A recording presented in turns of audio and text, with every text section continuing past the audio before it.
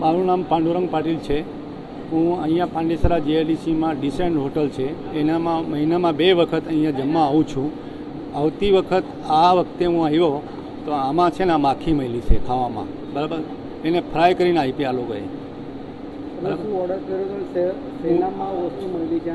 મને દાલ તડકા આમાં તાવા ફ્રાયમાં મળી.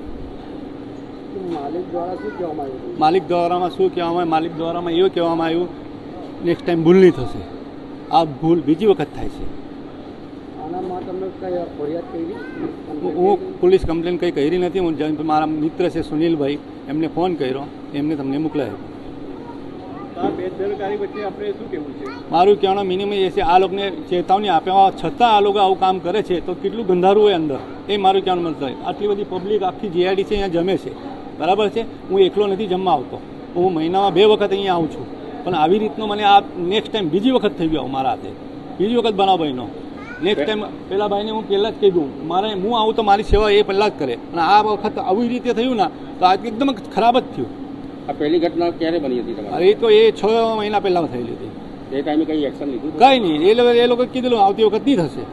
એ લોકોએ કીધેલું આ નેક્સ્ટ ટાઈમ આવી રીતે થયા. અને હમણાં અંદર એ જે વેટર છે પરોસવાળો એ પડી ગયું હોય એવું કીધું.